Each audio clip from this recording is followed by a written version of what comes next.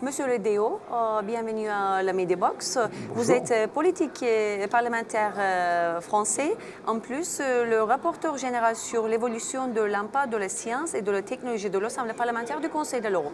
Et aujourd'hui, vous avez assisté sur l'audition sur la fabrication d'un nouvel espace humain. C'était un sujet très, très intéressant. J'aimerais bien commencer par qu'est-ce qu'on peut comprendre par la fabrication d'un nouvel espace humain. Les sciences et les technologies évoluent et le progrès s'est basé sur les connaissances scientifiques et médicales nouvelles. Et aujourd'hui, on est arrivé à un tournant dans la mesure où, avec certaines techniques, d'abord on a soigné l'homme, puis on l'a réparé, puis aujourd'hui certains disent peut-être qu'on va l'augmenter. Donc si on augmente l'homme ou ses facultés, l'homme augmenté, c'est augmenter ses facultés. Et bien, c'est éventuellement une nouvelle espèce humaine. Bien sûr, ce n'est pas souhaitable, car même si certains souhaiteraient modifier profondément le génome humain, les règles de bioéthique doivent nous inciter, au contraire, à mettre des garde-fous face à la volonté de certains d'aller vers le meilleur des mondes. Et quand on discute cette nouvelle technologie, en même temps, c'était la question de l'éthique et c'était la question des droits de l'homme aussi. Qu'est-ce que vous pouvez dire dans cette aspect? Les nouvelles technologies posent des questions d'éthique, car l'éthique, c'est de savoir ce que la société va autoriser, ce que la loi va autoriser, sur d'abord des sujets qui étaient des sujets qu'on a compris, les greffes d'organes, puis après la procréation médicalement assistée, puis après la connaissance du génome, demain la connaissance des neurosciences, la connaissance du cerveau. Donc les règles d'éthique, c'est de fixer des règles communes pour que, d'une part, on laisse la recherche et le progrès scientifique et médical se développer, mais d'autre part qu'il n'y ait pas de dérive eugénique, d'aller vers le meilleur des mondes ou de sélectionner les gens en fonction de leur caractère génétique, par exemple. Donc la difficulté aujourd'hui, c'est d'être capable de traiter de ces questions au niveau de la loi, alors que les technologies évoluent. Je dis de mettre en place que certains pourraient dire des lois biodégradables, c'est-à-dire des lois qui vont servir qu'un temps, parce que la technique, à un moment donné, va peut-être modifier ce qu'on avait pensé.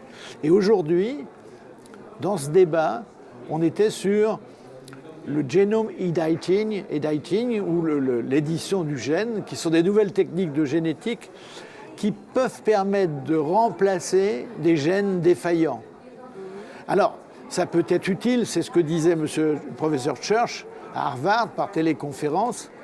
Ça peut être utile quand vous avez dans votre génome un gène de virus et que ce gène de virus va provoquer, par exemple, un début de cancer ou un phénomène de cancérisation.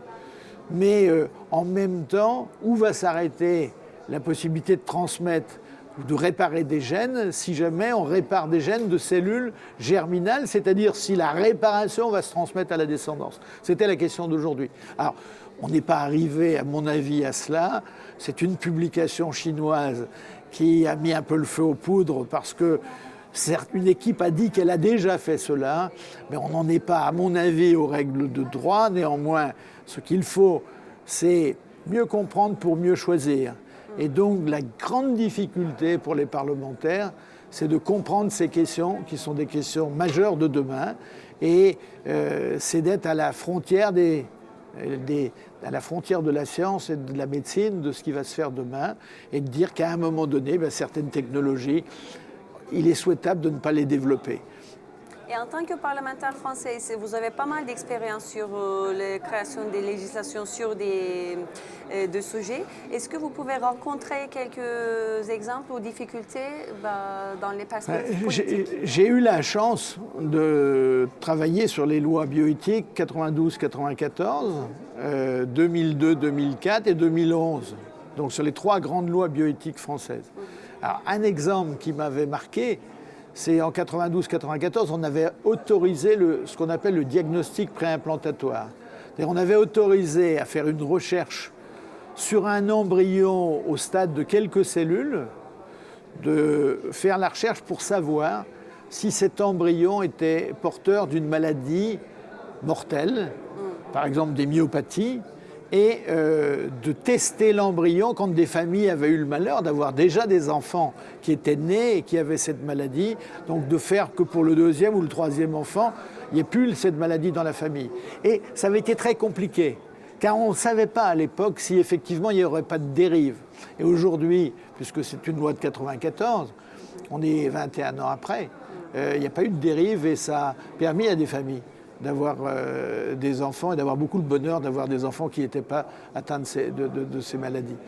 Donc, mais c'est souvent compliqué, car c'est une intime conviction qui fait que on pense que le bien, c'est de permettre éventuellement à la législation d'évoluer à partir de certaines techniques qui se sont développées, mais c'est très compliqué et je crois qu'il faut favoriser le dialogue entre l'expert, le politique et le citoyen. Et que si jamais on ne favorise pas ce dialogue sur des sujets aussi complexes et aussi compliqués, eh bien on échouera. Merci beaucoup. Merci. Merci, monsieur Dédé. Merci. Merci.